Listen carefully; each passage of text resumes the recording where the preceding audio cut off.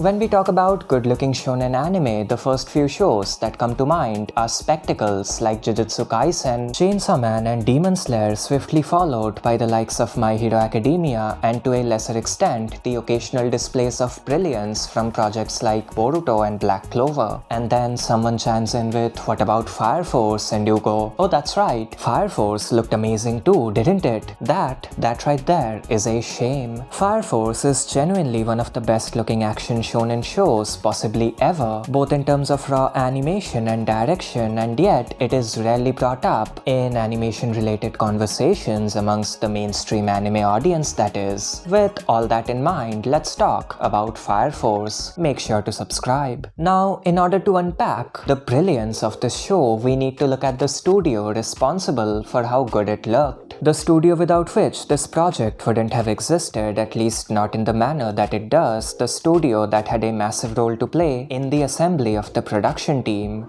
Studio Shaft. That's right, Shaft. Yes, them Monogatari folks. You see, there was a mass exodus of talent from the studio back in that mid to late 2010s time period, and this staff departure had a massive impact on Fire Force. In fact, the entire show is centered around ex-Shaft talent. Why was there a mass exodus? I couldn't find any one concrete reason, but it definitely has something to do with the mismanagement at the studio, which in turn led to suppression of creativity. Fire Force at its core is a Shaft project. Animation producer Kosuke Matsunaga was a Shaft guy, having worked on projects like the Monogatari series and March Comes In Like a Lion. His production assistant and production desk Ryo Honjoya had Shaft roots as well. He was promoted to animation producer for the second season, by the way. Since the people responsible for gathering the staff were from Shaft, is it any surprise that the staff predominantly hailed from Shaft as well? Producer Matsunaga offered the role of series director to Yuki Yase, a regular at Studio Shaft. He has directed episodes for projects like the Monogatari series, Nisekoi and Madoka Magica and more, and he was the series director for Zaregoto and Mekaku City Actors, all of these being Shaft projects. Episode directors and storyboard artists like Hiroko Kazui, Mamoru Kurosawa, Takashi Kawabata and more had Shaft roots, and these people shaped the visual identity of the show. Kurosawa, for example, was the lead storyboard artist for Fire Force, having boarded 12 whole episodes. Character designer and chief animation director Hideyuki Morioka also hailed from Shaft. He was the character designer for the Kizumonogatari trilogy, and fellow CAD Yoshiko Kosakai also came from Shaft. Over on the animation side of things, both the main animators Riki Matsura and Hiroyuki Okaji were Shaft guys, and even star animator Kazuhiro Miwa, despite being a freelancer, joined the Fire Force team after a stint at Studio Shaft. He worked on Fate Extra Last Encore. Even Shaft star animator Genichiro Abe made an appearance in the OP.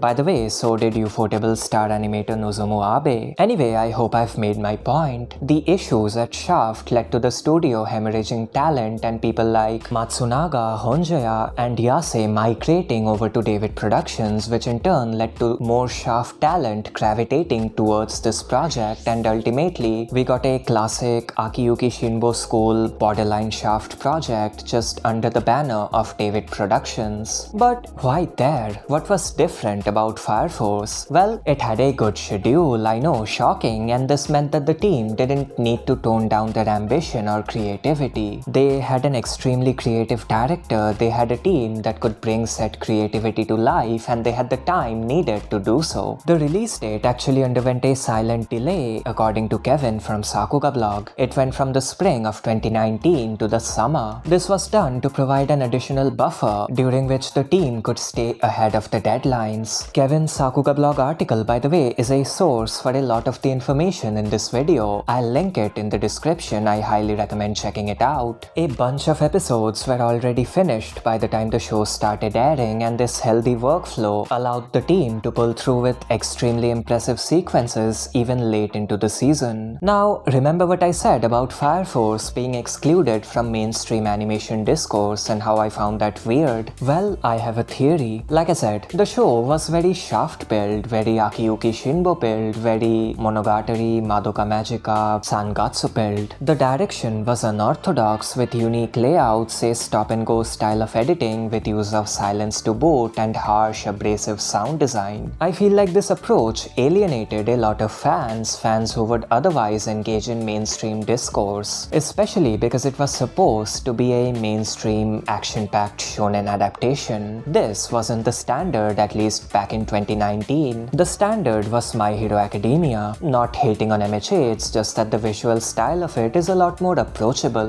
Fire Force weeded out the normies, for lack of a better phrase, and that's a shame because the direction is phenomenal. Eye-catching layouts, the selective photorealism juxtaposed with the stylized fire and the exaggerated facial expressions, the wonderful use of sound, the steampunk aesthetic, it was insanely good. The fight from episode 21 was one of my favorites from the show. Storyboarded by Yuki Yase himself, it was incredible. The cold blue and white color design contrasted by the orange flames looked so unique, and the photorealism added to that look. It was, simply put, unique. The direction as a whole was so above and beyond what you would usually expect from a shonen IP, despite the director change between seasons 1 and 2. I personally wouldn't have it any other way, but like I said, it was a double-edged sword. While it made people like myself extremely happy, it also alienated a part of the fan base. Anyway, moving on, let's address the elephant in the room, the phenomenal animation. A few general things first. The fire. Christ almighty, the fire. The effects animation throughout this show was insane, and it needed to be. The way the fire was drawn and composited kept changing depending on the character, circumstance, and the animator in charge. Yes, the fire animation in the show Fire Force looked incredible, what a surprise. Now, realistically, I can't go over even a fraction of the impressive scenes from the show because 1, look how long the video is already, and 2, there are simply way too many of them. Instead, let's go over some of the animators. Fire Force Season 1 had this production model where a handful of artists would show up multiple times and animate most of the highlights. Season 2 also followed this model, but it did feature a few guest appearances. Back to Season 1, let's start with the most significant name involved with the project. This man is the single most important animator for the show. So much so that he was literally credited as the key animator. Not a key animator, the key animator, or in other words, a key animator. This man, of course, is Kazuhiro Miwa. The quantity and the quality of his work was so mind-blowing that a simple main animator credit wasn't enough. Miwa is a monster. The man's output makes no sense. Amongst the Fire Force crew, he was the best source of pure action, of just raw kinetic motion. He has an excellent grasp over timing and build-up and release techniques, which makes his work very satisfying to look at. His effects animation is masterful with these jagged, upward-facing lines. The raw drawing power in his sequences is remarkable. His easily recognizable use of impact frames and flares is iconic, and his use of these thick, occasionally flickering speed lines adds an extra layer to the motion, both figuratively and literally. He is an excellent animator, and wanna know something insane? Every single clip of his I've shown so far is from episode 1 alone. He worked on 23 other episodes and 2 openings. What the And what more can I say? It was one highlight after another for him. Fire Force's visual identity as far as the action animation is concerned is intrinsically linked with Miwa. He shaped so much of this show's action mostly by animating half of it himself. There were, of course, other names involved. The 2 main animators Riki Matsura and Hiroyuki Okaji held their own. Both are extremely good at drawing effects, which isn't exactly a surprise. Again, the show is called Fire Force. The effects animation needed to look excellent, and it did. If Miwa was the best at pure kinetic action scenes, Matsura was the best at raw effects animation. His work was mesmerizing with these drawn-out sequences where these abstract shapes keep flowing and morphing into various shapes. It's genuinely hypnotic. Not to be outdone, Okaji's effects animation felt more dense and grand, with meticulous shadow placement which led to a more volumetric appearance. Besides this main trio, other excellent animators also made their presence felt. Yuki Sato, for example, was another source of high-energy action sequences. Her work was action-oriented, but just like literally everyone else involved with the show, she did her fair share of effects animation. Yasuyuki Kai was another major action animator. His works featured incredible weight distribution thanks to his understanding of the human human anatomy, which isn't exactly a surprise when you consider the fact that he was a central figure in the first 3 seasons of Haikyuu, or more specifically, the sporting scenes from it. It's also worth noting that Kai didn't work on season 2,